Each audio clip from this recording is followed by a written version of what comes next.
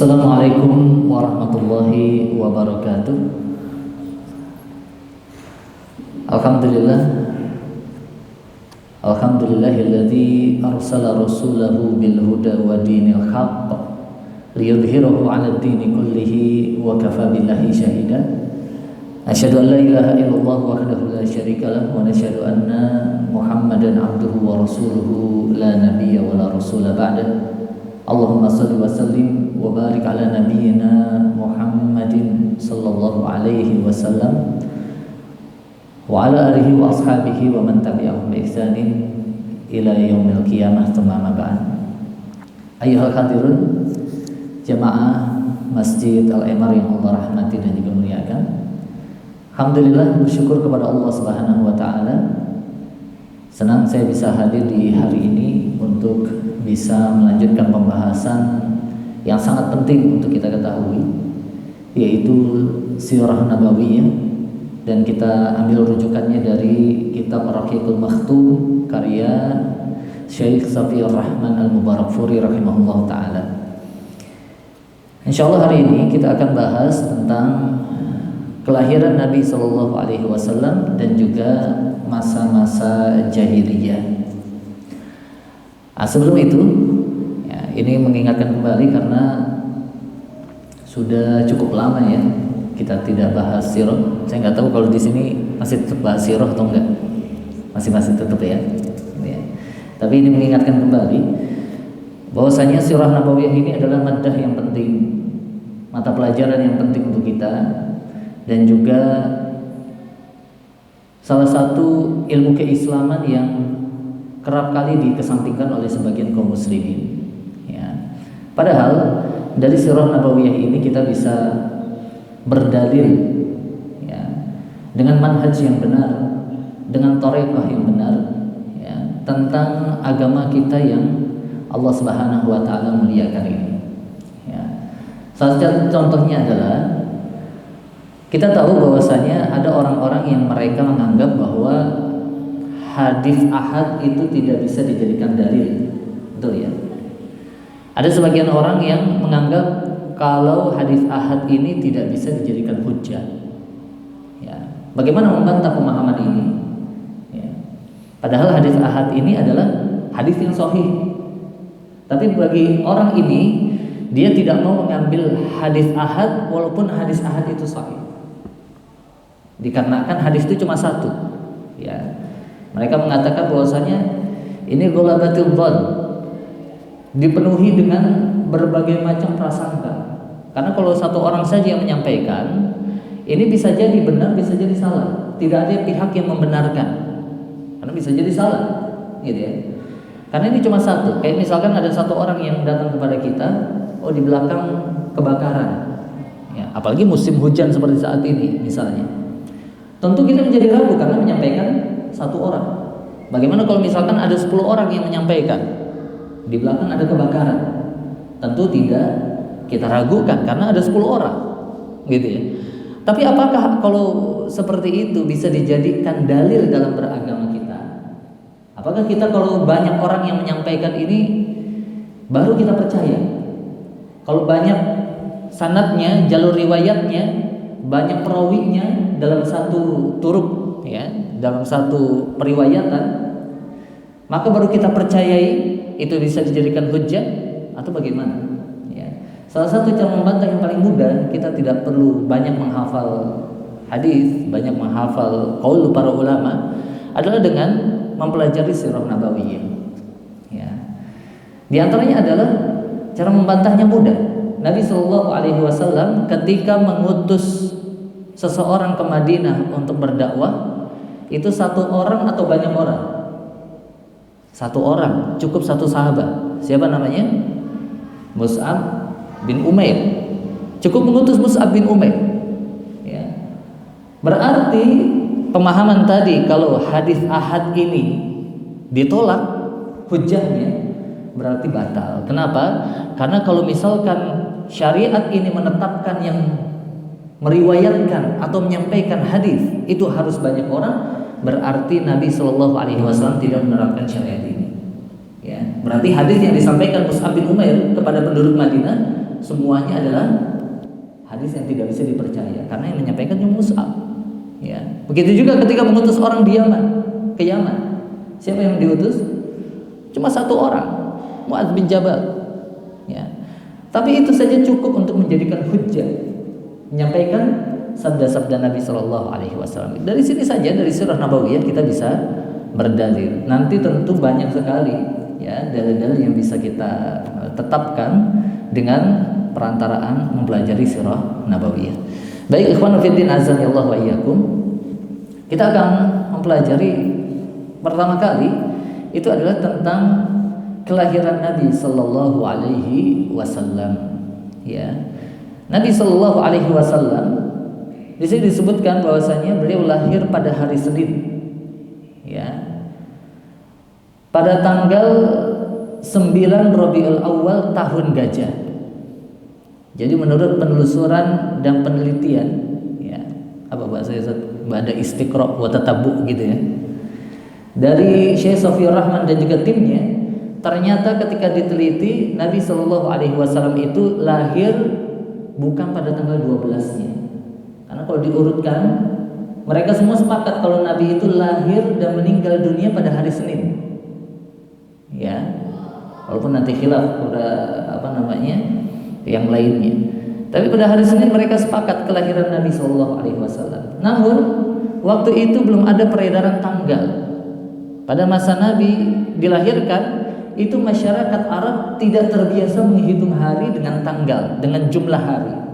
Mereka hanya tahu ini hari Senin, hari Selasa, Rabu, kemudian sampai hari Ahad, balik lagi hari Senin. Sabtu, Ahad, Senin, terus begitu terus.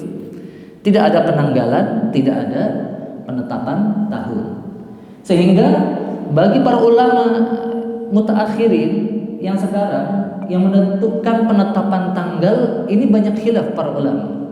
Ya, namun yang dirajihkan, yang ditetapkan di dalam kitab Rahiqul Makhtum itu adalah pada tanggal 9 Rabiul Awal pada tahun Gajah. Ya, yang disepakati tanggal 12 Rabiul Awal itu adalah pada masa meninggalnya Rasul sallallahu alaihi wasallam. Ya. Bertepatan pada tanggal 20 atau 22 April tahun 571 Masehi. Berarti beliau lahir pada abad yang ke-6. Ya. Yaitu pada tahun 571 Masehi. Ya. Beliau sallallahu alaihi wasallam lahir pada kondisi masyarakat jahiliyah. Apa yang dimaksud kondisi masyarakat jahiliyah? Paling tidak ada 3, di sini 4 ya. 4 hal, walaupun nanti yang terakhir ini termasuk tidak bisa disebut jahiliyah, tapi kita bahas nanti. Yang pertama adalah jahiliyah dalam kehidupan beragamanya. Yang kedua jahiliyah dalam kehidupan sosialnya. Dan yang ketiga adalah jahiliyah pada kehidupan ekonominya. Ya. Adapun yang keempat ini adalah akhlak-akhlak terpuji yang masih ada di pribadi-pribadi dan juga di masyarakat jahiliyah pada saat itu. Meskipun mereka jahiliyah, tapi masih ada akhlak-akhlak terpuji yang mereka masih miliki. Gitu ya. Kita bahas satu-satu. Yang pertama adalah mereka disebut sebagai masyarakat jahiliyah pertama dari kehidupan beragamanya. Nah, kita tahu bahwasanya orang-orang kafir Quraisy, musyrikin Quraisy, ya, itu bermula dari kehidupan Nabi Ibrahim alaihissalam yang menitipkan anaknya dan istrinya siapa? Nabi Ismail dan juga Hajar, di mana? Di lembah Bakka waktu itu. Namanya Bakka, ya sekarang dikenal dengan Makkah, ya. Dan pada saat itu tidak ada air, tidak ada apa. Kemudian singkat cerita adalah air Zam-Zam, ya. Kemudian berlalulah waktu, Nabi Ismail dan juga Hajar, ya, tumbuh di situ, berkembang di situ, hidup di situ. Datanglah orang-orang Arab, ya, yang dari Yaman. Ya. Orang-orang Arab ini akhirnya minta izin untuk tinggal bersama Hajar dan juga Nabi Ismail. Ya. Setelah itu mereka hidup bersama, tinggal bersama sampai pada akhirnya hiduplah Nabi Ismail dengan suku-suku Arab itu mengenal kebiasaan-kebiasaan adat dan juga budaya-budaya Arab, dan akhirnya menikah dengan anak kepala suku mereka. Ya, yang akhirnya nanti kita tahu bahwasanya ada kisah Nabi Ibrahim datang mengunjungi Nabi Ismail, gitu kan? Kemudian Nabi Ismail tidak ada, ketemu sama istrinya, berarti menantunya ini. Ya. Kemudian bercakap-cakaplah, ternyata Nabi Ibrahim meminta palang pintunya diganti. Maka Nabi Ismail mengetahui itu bapaknya yang datang, yang maksudnya adalah mengganti apa? Istrinya, untuk menceraikan istrinya dan menikahlah dengan yang baru. Dan lagi Nabi Ibrahim kemudian pertahankan palang pintu. Ini sudah kita tahu, ya. Paling tidak disebutkan di dalam sejarah bahwa Nabi Ibrahim setelah meninggalkan Nabi Ismail di lembah Mekah itu 4 kali lagi datang ke lembah tersebut, datang ke Mekah. Ya, salah satunya adalah peristiwa tadi dan juga peristiwa penyembelihan Nabi Ismail alaihi salam. Ya, ketika Nabi Ismail sudah beranjak dewasa. Nah, kita tidak terlalu jauh membahas itu. Dari sisi keagamaannya, berarti suku-suku Arab ini berhasil didakwahi oleh Nabi Ismail, dan mereka menganut serta memeluk agamanya Nabi Ibrahim yang dibawa oleh Nabi Ismail alaihi salam. Ya, sehingga mereka dalam ketauhidan sepanjang kurun Nabi Ismail alaihi salam hidup di tengah-tengah mereka. Mereka tahu cara menikah seperti apa. Mereka tahu syariat yang Allah turunkan bagaimana. Mereka hidup dengan syariat Allah Subhanahu wa taala. Makanya keliru, salah besar kalau ada orang-orang zindik yang mengatakan bahwasanya Nabi Muhammad SAW dulu itu pertama kali hidup beragama Nasrani. Karena ada yang mengatakan gini. Karena agama sebelumnya apa? Yang dibawa Nabi Isa alaihissalam, meskipun kita tahu ya asasinya itu adalah agama Islam. Ya, tapi seakan-akan karena Nabi Isa ini membawa ajaran terakhir sebelum datangnya Nabi Muhammad SAW, seakan-akan Nabi Muhammad SAW ini mengikuti ajarannya Nabi Isa. Padahal tidak. Ya. Kalau kita yang sudah belajar sejarah, belajar Islam, belajar akidah, tentu kita tahu bahwasanya setiap nabi diutus masing-masing kepada kaumnya. Dan Nabi Ismail alaihissalam itu diutus untuk siapa? Bangsa Arab yang hidup di Mekah pada saat itu. Sehingga tidak mungkin mereka memeluk agama di luar kaumnya. Ya. Dan ajaran Nabi Isa alaihissalam itu khusus untuk kaumnya saja. Siapa? Bani Israel.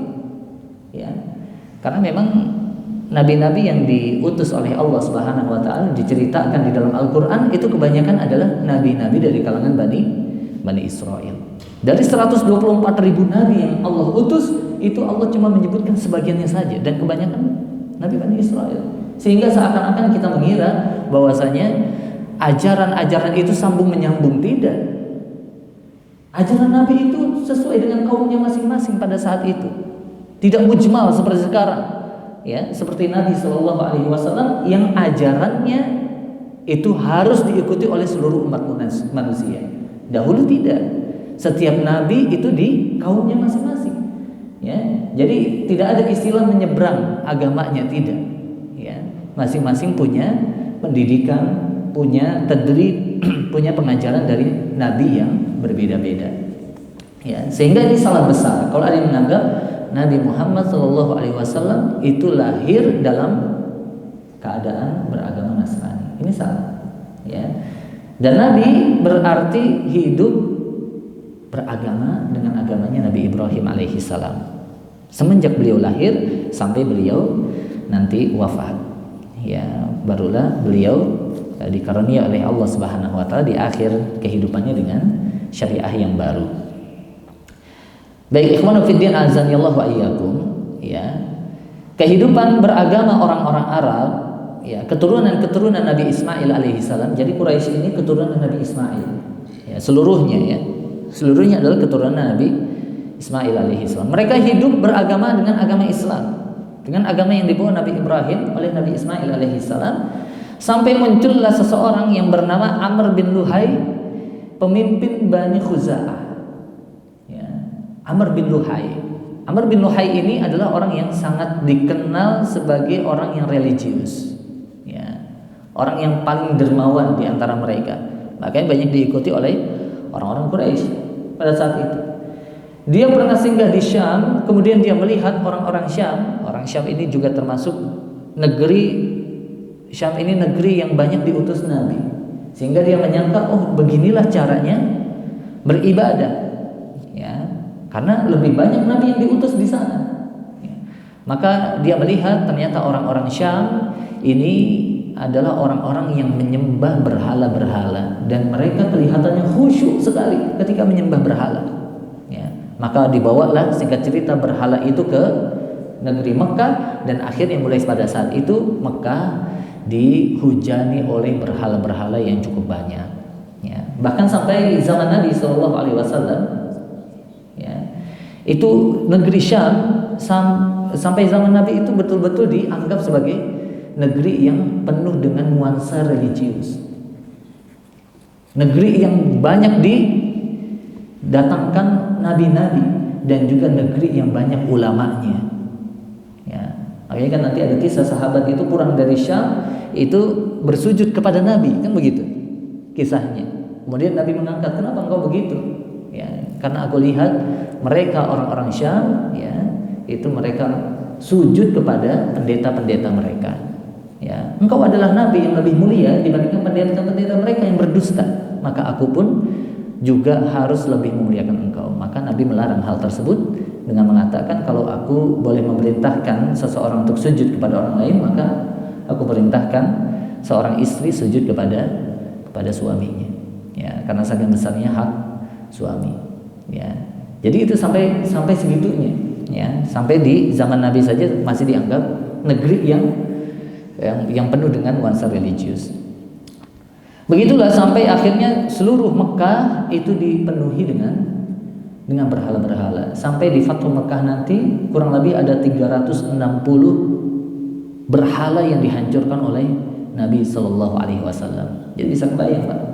Ya, berarti semenjak Nabi diutus 13 tahun di Mekah, ya, itu berhala-berhala itu tetap ada dan tidak disenggol oleh Nabi Shallallahu Alaihi Wasallam. Dan ini juga nanti pelajaran tentang manhaj dakwah Nabi Shallallahu Alaihi Wasallam.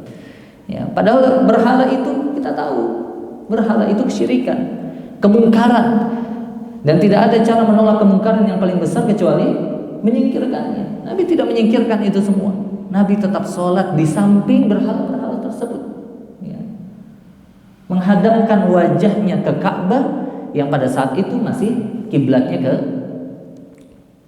Palestina, ya, ke Masjidil Aqsa pada saat itu. Jadi Nabi waktu itu makanya sepanjang di Mekah itu sholatnya antara beliau Ka'bah dengan Al-Aqsa, gitu ya. Makanya ketika hijrah kan baru nih, ketika di Madinah Nabi itu sangat rindu dengan Ka'bah, ya. Makanya setiap kali sholat itu kan ngadepnya nggak ke Ka'bah lagi itu. Ketika di Madinah, ya, ngadepnya langsung ke Palestina. Makanya Nabi seringkali menghadapkan wajahnya ke atas, lalu dikabulkanlah oleh Allah Subhanahu wa taala bahwasanya kiblat itu dirubah menjadi ke Ka'bah. Jadi pemindahan kiblat itu bukti kasih sayang dan cintanya Allah kepada Rasulnya Shallallahu Alaihi Wasallam. Gitu ya. Jadi ini indah sekali sebenarnya kalau kita kisahkan nanti, ya. Begitulah keadaan orang-orang musyrikin sampai Nabi Shallallahu Alaihi Wasallam dilahirkan, mereka semua masih menyembah berhala. Ya. Bukan hanya itu saja, Imam Bukhari ini mencatat bahwasanya ada beberapa hal yang mereka lakukan dalam masalah keagamaan dan mereka disebut sebagai orang-orang jahiliyah. Pertama adalah mereka seringkali berdiam diri lama di hadapan berhala. Bahasa kita apa namanya, bersemedi, ya, menghadap berhala, ya. Dan berhala-berhala ini adalah perwujudan dari orang-orang soleh di antara mereka yang sudah meninggal. Jadi kalau misalkan kita punya orang soleh di antara kita misalnya, ya, kalau kita lihat dia semangat ibadah kita menjadi timbul, maka gimana caranya supaya kita terus semangat? Dia dijadikan patung, jadikan gambar supaya kita ingat, oh dulu dia mengajarkan ini, mengajarkan itu, semangat lagi ibadahnya. Ya, dan khusyuk itu seakan-akan, ya. Begitu juga yang dilakukan oleh orang-orang di akhir zaman ini. Mereka menjadikan kuburan-kuburan, ya, mengingat guru-guru mereka, syekh-syekh mereka, ya, kiai-kiai, ustadz-ustadz mereka, itu semua mereka lakukan untuk apa? Untuk seakan-akan bisa mendekatkan diri kepada Allah Subhanahu wa taala. Padahal tidak, ya. Kemudian juga mereka menunaikan haji dan tawaf di sekeliling berhala mereka, menganggap berhala ini menjadi salah satu syarat sah. Tidak afdol kalau hajinya tidak bersama dengan orang-orang soleh yang dijadikan patung oleh mereka, gitu ya. Kemudian juga taqarrub, mereka bertaqarrub kepada berhala dengan cara memberikan berbagai persembahan, persembelihan dan juga kurban untuk mereka. Apa bahasa kita, dijadikan sajen, buat sajen-sajen. Jadi ini perilaku kejahiliyah, ya. Seakan-akan berhala-berhala ini butuh makan, padahal tidak, ya. Makanya nanti dicela oleh Allah Subhanahu wa taala, ya. Dan ini Allah Subhanahu wa taala singgung di dalam Al-Qur'an, misalkan di surat Al-Maidah ayat 3, kemudian di surat Al-An'am ayat 121, wala ta'kulu mimma lam yudhkarismullahi alaihi, ya, janganlah kalian makan binatang-binatang yang tidak disebut nama Allah ketika menyembelihnya. Maksudnya disembelih untuk berhala-berhala, ya. Itu haram hukumnya karena mereka masuk sebagai bangkai. Kemudian juga mengkhususkan makanan tertentu, kan juga yang dijadikan sajian sekarang juga sama, ya. Makanan-makanan tertentu, ya, ayam bakar, apalagi kepala kerbau, begitu ya. Itu yang bisa dijadikan sajian. Ya, bahkan ada hewan-hewan identik yang memang mereka dijadikan sesajen. Seperti apa misalkan? Ayam cemani, ya. Ayam hitam, ayam putih misalkan, ya. Itu sama seperti orang-orang jahiliyah. Ya, cuma bedanya dulu mereka di Arab. Banyaknya adalah unta. Makanya nanti ada Allah Subhanahu wa taala singgung di surat Al-Maidah, ma ja'alallahu min bahiratin wala sa'ibatin wala wasilatin wala hamin. Allah Subhanahu wa taala tidak pernah mensyariatkan tentang bahirah, sa'ibah, wasilah dan juga ham. Ini semua adalah binatang-binatang khusus yang mereka jadikan perantaraan ibadah untuk siapa? Berhala. Seakan-akan itu untuk Allah. Tapi itu adalah syariat yang mereka buat-buat, ya. Kebid'ahan yang mereka buat-buat sampai pada ranah kesyirikan, ya. Ini bahirah itu juga disebutkan sini anak betina dari saibah. Nah, saibah itu apa? Saibah itu unta betina yang telah beranak 10 betina secara berturut-turut, tidak diselingi sama sekali oleh yang jantan. Jadi kalau ada unta yang punya anak betina semua, sekali melahirkan betina sampai 10 kali, itu dikeramatkan. Cuma kalau kita beda kan sekarang, nggak ada unta, adanya apa? Kerbau. Ini kan aneh nih. Ada unta yang lahirnya betina terus, ini aneh. Maka dikeramatkan seakan-akan itu hewan khusus untuk berhala mereka, untuk persembahannya Allah Subhanahu wa taala melalui berhala. Kalau di kita kan beda, nggak ada unta, adanya apa? Kerbau. Nah, kerbau umumnya warnanya apa? Hitam, iya kan? Gitu, ada yang aneh sedikit, kerbaunya warna putih dikeramatkan. Ini sama saja seperti orang-orang jahiliyah, ya. Ini contoh-contohnya saja. Kemudian juga dalam masalah keagamaan mereka biasa mengundi nasib dengan anak panah. Ini bukan judi, ya.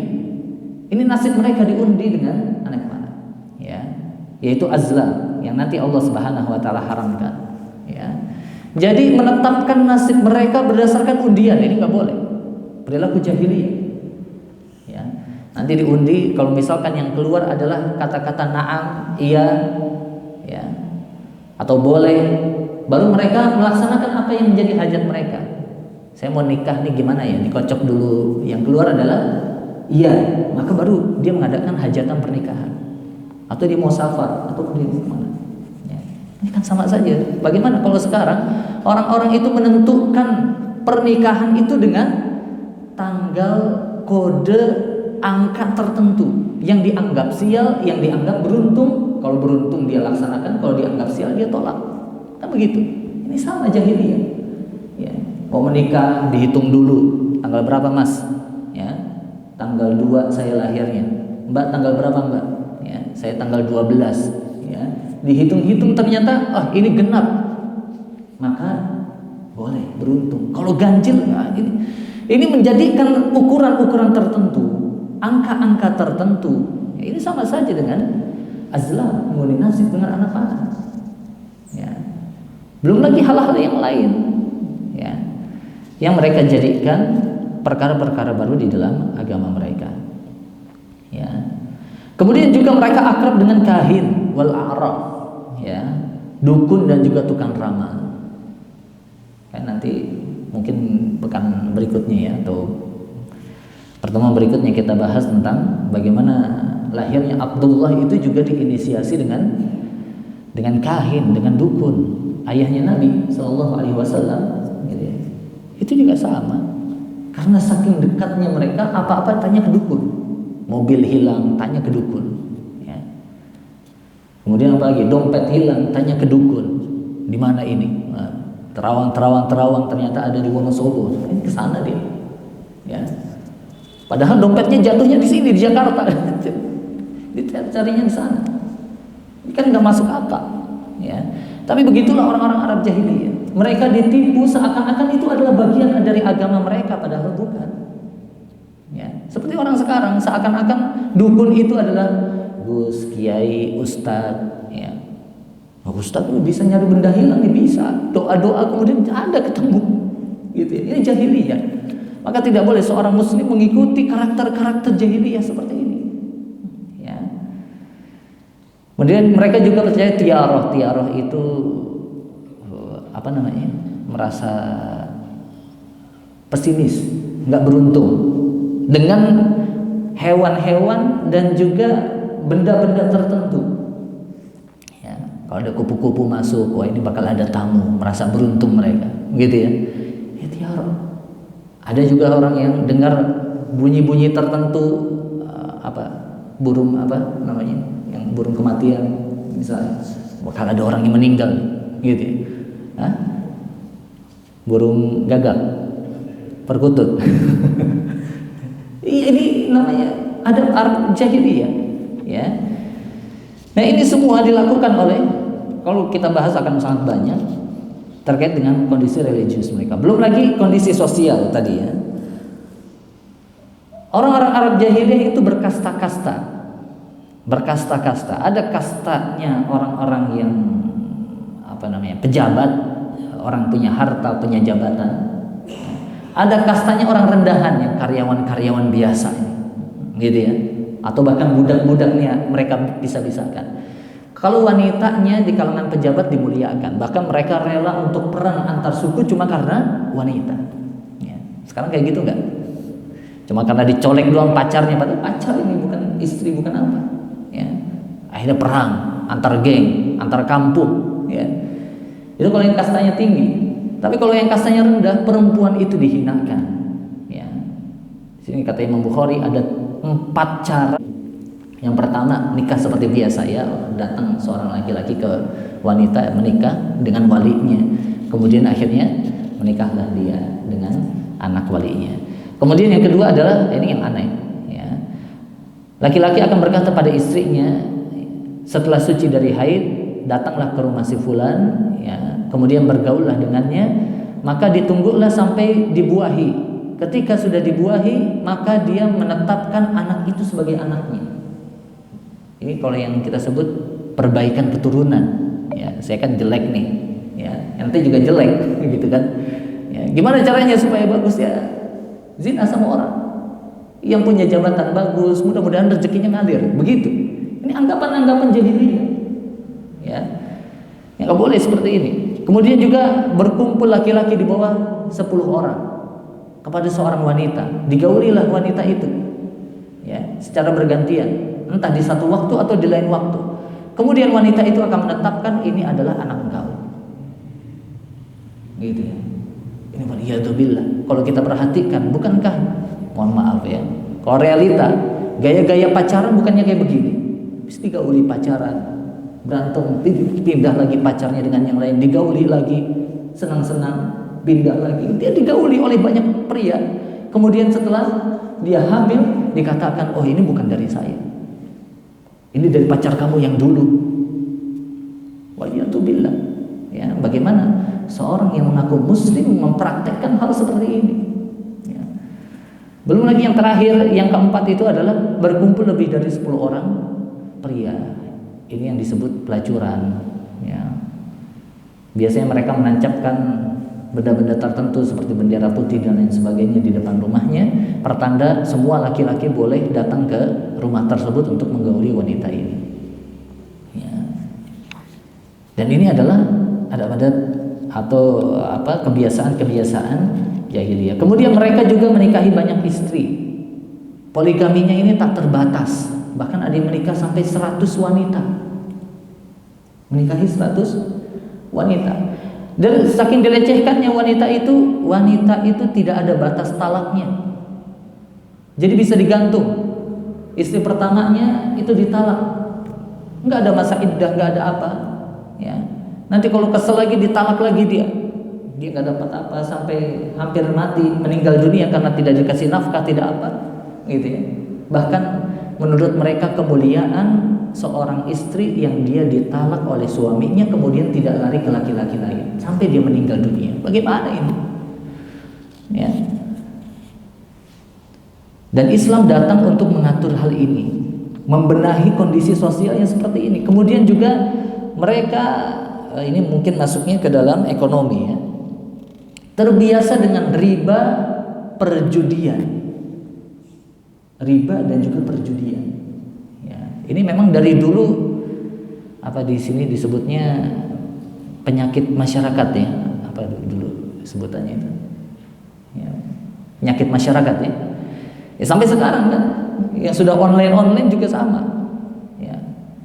Saya punya kasus ya, ada yang cerita ke saya itu baru-baru ini ya. Itu ada yang hutangnya sampai miliaran rupiah. Cuma dari 2 kasus ini. Judol sama pinjol. Ya. Awalnya dia judi, menang. Habis itu kalah, bangkrut dia, nggak punya harta lagi, cuma sudah ketagihan, akhirnya pinjam online untuk judi. Ya, supaya balik lagi hartanya, bangkrutnya. Ternyata nggak balik-balik, malah hutangnya semakin membunuh, miliaran. Ya. Ada yang bahkan pengen renovasi rumah, ini kisah nyata juga ini di Jakarta Selatan. Pengen renovasi rumah, pinjaman online 250 juta untuk renovasi rumahnya supaya nggak dibilang miskin sama tetangganya. Cuma karena itu doang, 250 juta. Bunganya jadi berapa Pak? Miliaran sekarang. Dia bingung, hampir bunuh diri dikarenakan hutang itu. Ya ini kebiasaan jahiliyah. Ya, mereka sudah tidak mengindahkan lagi hak-hak seseorang dan juga hak masyarakatnya. Akan tetapi di sisi lain, ini poin yang keempat adalah mereka masih punya beberapa poin-poin yang menjadi akhlak terpuji yang tidak bisa direbut dari hati nurani mereka. Di antaranya adalah mereka murah hati, mudah membantu orang lain, kemudian juga menepati janji, gitu ya. Ya, ini bahaya kalau misalkan jahiliyahnya pindah ke sekarang, sudah perilaku jahiliyah yang tadi dilakukan, ini pelit gitu ya. Bohong, ingkar janji, ini lebih parah dari jahiliyah yang pertama. Jahiliyahnya orang-orang Arab.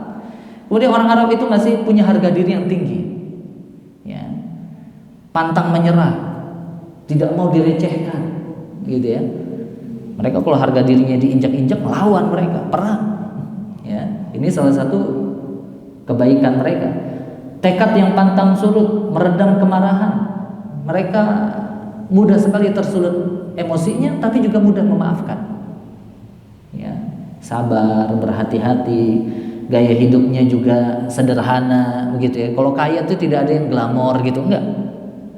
Kaya itu biasanya mereka ya buang-buang hartanya di tempat-tempat maksiat yang tadi, atau mereka berbagi sama keluarga-keluarga mereka. Ya, tadi murah hati ya dan lain sebagainya. Nah, di kondisi inilah Nabi Shallallahu Alaihi Wasallam lahir ke dunia ini. Ya, lahir ke dunia ini. Dan beliau Shallallahu Alaihi Wasallam ya itu lahir dalam keluarga yang sangat mulia. Ya, keluarga yang sangat mulia. Ya. Mudah-mudahan cukup ini 5 menit menjelaskan bagaimana Nabi Shallallahu Alaihi Wasallam disebut orang yang lahir dalam nasab yang mulia, tapi beliau bukan raja, bukan keturunan raja, bukan, tapi nasabnya mulia. Yang pertama dikarenakan Hashim. Hashim ini kakeknya kakek. Ya. Hashim, dari nama inilah beliau nanti dikenal sebagai Bani Hashim. Ya. Hashim ini, ya, itu dikenal sebagai orang yang pertama kali, ya, dia orang yang tidak miskin, tidak, yang berkecukupan lah, ya, dan termasuk orang yang dikenal sebagai bangsawan besar. Tapi prestasinya adalah dia adalah orang yang pertama kali meremukkan roti, ya, kemudian dijadikan hidangan untuk orang-orang yang pergi haji. Jadi salah satu tugas Bani Hashim itu menyediakan makanan nanti untuk orang-orang yang pergi haji. Ya. Jadi haji masih ada waktu itu, ya, haji masih ada, dan mereka lah yang bertugas untuk itu. Jadi kalau dulu biasanya makanan orang yang berhaji itu dikasih roti yang keras-keras itu, ya, kasih untuk bekal berhaji. Tapi Hashim ini melihat, oh ini kesian sekali, orang-orang datang jauh-jauh jalan kaki, panas-panasan, tapi dikasih roti yang keras. Kenapa keras? Karena itu lebih awet untuk dibawa. Kalau yang lunak itu lebih mudah basi, ya, expired itu lebih mudah, makanya dikasih keras. Ya, maka Hashim ini punya ide, dia meremukkan roti, makanya dia disebut sebagai Hashim. Ya, Hashim itu dalam bahasa Arab itu artinya adalah orang yang pandai meremukkan, melumat gitu ya, sehingga makanan itu mudah untuk dimakan. Sekaligus tidak gampang basi. Jadi kalau dia campur dengan susu, campur dengan minyak itu bisa langsung dimakan. Tapi dia nggak gampang basi, gitu ya. Dan dia adalah orang yang mempopulerkan, tahu di surat Al-Fil, Pak. Surat Al-Fil apa? Nikmat yang Allah berikan kepada Quraisy, rihlatasyita was-shaif, ya. Orang-orang itu musim panas doang dia baru berjalan berdagang dengan kafilah-kafilah dagang. Tapi Hashim ini yang mencetuskan, kenapa kita nggak mau pergi di musim dingin juga? Ya, makanya Quraisy itu kaya raya dikarenakan apa? Perjalanan dagangnya, ekspansinya itu 2 kali dalam 1 tahun. Bukan cuma di musim panas saja, tapi juga di musim dingin. Makanya jadi negeri yang kaya dia. Ya, walaupun nggak ada tanah yang subur, tidak ada pabrik, ya kan? Beda kayak Madinah. Madinah ada tanah yang subur untuk memunculkan tanam-tanaman, diantaranya kurma, perkebunan, itu banyak di Madinah. Tapi kalau di Mekah nggak ada. Bapak kalau nanti ke Mekah, siapa yang pernah ke Mekah? Pernah lihat kebun kurma? Enggak. Kebun kurma adanya di mana? Di Madinah. Gitu. Tapi dengan prinsip ini akhirnya membawa masa-masa kejayaan bagi orang-orang Quraisy. Makanya dia dianggap sebagai orang yang sangat berjasa bagi orang-orang Quraisy. Kemudian yang kedua Abdul Muthalib. Ya, Abdul Muthalib. Nama aslinya itu sebenarnya bukan Abdul Muthalib. Ya. Maka ini jangan sampai dijadikan nama anak-anak kita gitu ya, mentang-mentang nih nama kakeknya Nabi gitu ya. Oh, ini Abdul Muthalib, ya. Abdul Muthalib itu punya sejarah. Nama aslinya, ya, itu adalah siapa di sini? Saibah, ya. Sebagai Saibah, ya, atau orang yang karena dia ketika lahir itu dalam kondisi rambutnya sudah putih, ya. Itu disebut sebagai Saibah. Dan dikenal Abdul Muthalib dikarenakan, nah ini punya kisah yang cukup unik, ya. Tapi kita seling dulu, ya.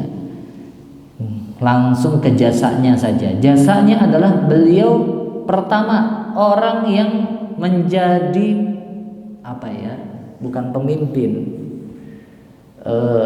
pencetus gagalnya Raja Abraha itu menyerang Ka'bah, ya.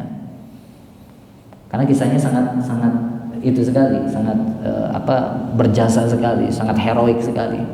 Jadi kisahnya Raja Abraha ini ngambil unta-unta, salah satunya kambing salah satunya kambingnya milik Abdul Muthalib. Ya. Nah, Abdul Muthalib ini sebentar ya.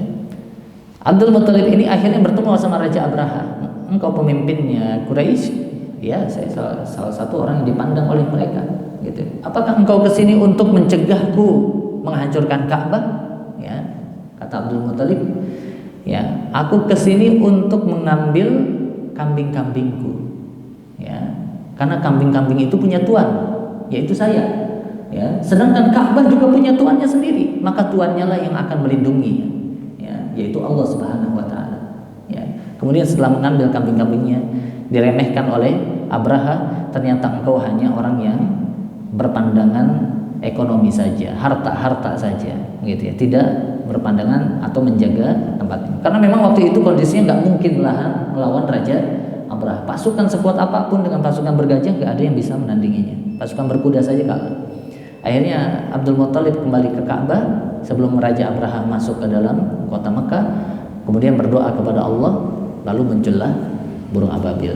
Yang kedua adalah dia berhasil menemukan sumur Zam-Zam. Kalau yang ingat dulu saya pernah menyampaikan, sumur Zam-Zam itu pernah ditimbun oleh keturunan Bani Ismail, dikarenakan mereka diusir dari Mekah. Sehingga waktu itu Mekah menganggap Zam-Zam itu hanya sekedar mitos saja. Ya, hanya mitos saja. Dulu pernah ada Zam-Zam, dulu nggak tahu kapan, gitu ya. Tapi ternyata Abdul Muthalib berhasil menemukannya dengan Allah ilhamkan mimpi, kemudian berhasil menemukan hal tersebut. Dan terakhir adalah Abdullah. Ya, Abdullah ini ayahnya Nabi Shallallahu Alaihi Wasallam. Ya, dia dikenal sebagai orang yang mencetuskan pembayaran diat. Ya, karena Abdul Muthalib pernah bernazar, kalau saya punya 10 anak laki-laki, maka saya akan sembelih yang ke-10-nya. Sayangnya yang ke-10-nya adalah Abdullah. Ya. Nah, ini gimana? Ya, padahal Abdullah adalah anak yang juga sangat disayangi, lucu sekali waktu itu, menggemaskan sekali. Katakan, tetapi ternyata didatangkanlah dukun, gimana ini? Ya sudah, kocok saja azlam. Ya, akhirnya dikocok. Kalau keluar nama Abdullah, maka engkau harus menggantinya dengan 10 ekor unta. Maka keluarlah nama Abdullah 10 kali, yang ke-11-nya adalah nama unta. Ya, maka sejak saat itu dia bagi pembunuhan satu orang yang tadinya cuma 10 ekor unta diganti dengan 100 ekor unta. Dan ini membuat keamanan semakin terjaga di masa setelahnya. Kenapa? Karena orang mikir-mikir kalau mau bunuh orang lain harus nyediain 100 ekor unta. Kalau itu 10 ekor gampang. Ya. Kalau 10 ekor gampang, tapi kalau 100 ekor mikir-mikir juga. Ya, untuk bunuh orang lain. Akhirnya jarang sekali terjadi pembunuhan setelah masa itu. Gitu ya. Jadi mereka dianggap berjasa. Dan inilah kenapa Nabi Shallallahu Alaihi Wasallam dianggap sebagai orang yang lahir dari keturunan orang-orang mulia, sehingga dimuliakan oleh kaumnya, gitu. Apalagi nanti akhlak beliau juga tidak kalah penting, membuat beliau semakin meninggi kedudukannya di tengah-tengah masyarakatnya. Sampai sini dulu, mudah-mudahan bermanfaat apa yang saya sampaikan kali ini. Insya Allah di pertemuan yang akan datang kita akan bahas bagaimana masa kecil Nabi sampai beliau menjadi orang yang sangat dimuliakan di waktu masa mudanya, ya, oleh orang-orang Quraisy, sehingga nanti akan membantah bahwasanya Nabi itu ditolak dakwahnya karena sikapnya, karena akhlaknya tidak. Ya, akhlaknya sudah mulia, tapi karena murni hasad mereka dan kesombongan mereka yang menolak dakwah Nabi Shallallahu Alaihi Wasallam. Barakallahu fikum, subhanakallahumma wa bihamdik, asyhadu an la ilaha illa anta astaghfiruka wa atubu ilaik. Assalamualaikum warahmatullahi wabarakatuh.